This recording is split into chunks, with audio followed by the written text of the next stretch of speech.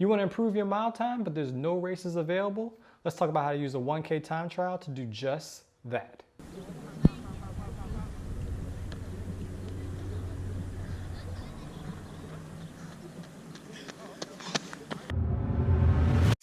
Hey, what's poppin'? Jordan Thomas with another installment in the Running a Faster Mile in Your 30s.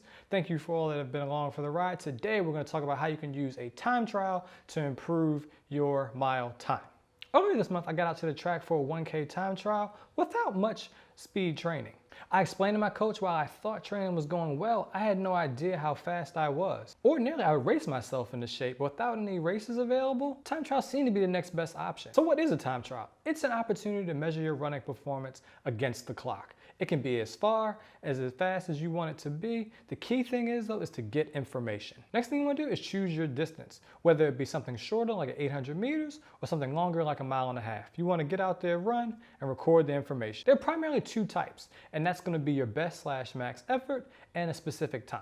Specific time is a good one to use just to benchmark where you are currently against a specific time goal. So as an example, if you're training to run a sub 5-minute mile, you might want to be able to run a 1K in about 3:03 or somewhere around there to understand how close you are to being able to run a sub 5 mile. Now your best/max effort is exactly as it sounds. It's going to be as fast as you possibly can go over the distance that you choose. I prefer to hold off on this type of training until I've had some more speed work in. My coach chose a 1K for my time trial, which was great. 2.5 laps is a lot more manageable running solo. As a mid-distance runner moving up to the mile, I was able to wrap my head around that a little bit easier. And two, I never ran a 1K time trial before, so it'd be a bit of an adventure. And I purposely didn't ask my coach for any advice. I just wanted to go out there and run it. Now, the other cool thing that time trials are great for, it's an excellent time to work on the other aspects of your race day routine, which means, make sure you're eating right, getting the right amount of sleep, going through your warm up, your drills, your strides,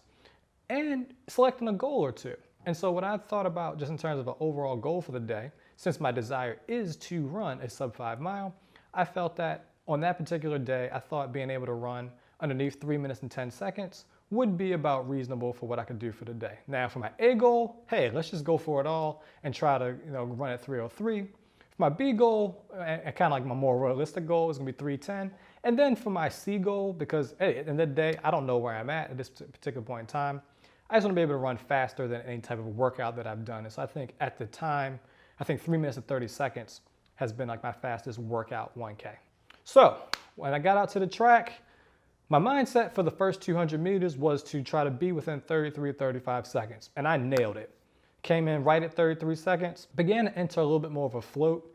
And so I ended up coming through the first 400 meters at 73 seconds. So that was pretty cool. However, over the next, say 400 meters, I drifted a little bit too much, and so I ended up only being able to be around 80 seconds. And so now I only had 400 meters left, and so for that next 200 meters was just about increasing a little bit more, and then for that final 200 meters, I just went relatively hard. I didn't go kind of balls to the wall just because I didn't really know what was in there, what was left. Finished up an overall time of 3 minutes and 8 seconds. So that was solid for the day. I felt really good finishing that up. Started to feel a little bit of that kind of tightness in the chest that kind of comes from a harder effort, but I didn't feel it like totally throughout my body. And now for a bonus tip for those of you that stayed around for this long, you can have multiple hard efforts within the same day, particularly when they're of different distances. Back in high school, I used to run 2 to 4 events. We used to wrap up every single track meet was the 4x400 meters. So on this day, I took about a 10-minute break and I went for it for a 400 meter all out effort. For this, I did put on spikes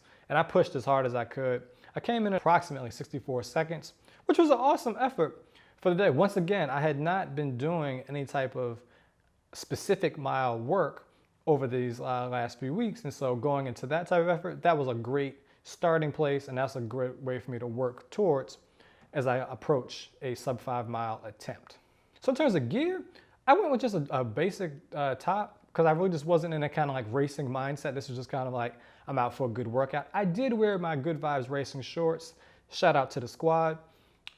In terms of shoes, I opted for the Nike LT Streak 4 as opposed to my Zoom Victory 2s because Zoom Victory 2s are very aggressive. I prefer to wear them when I'm in my better shape, and I'd only have run a couple of interval workouts recently, so I really just didn't feel comfortable in them. And then for watch, I feel like a time trial definitely needs a good watch. So I went with the Garmin Forerunner 245 Music.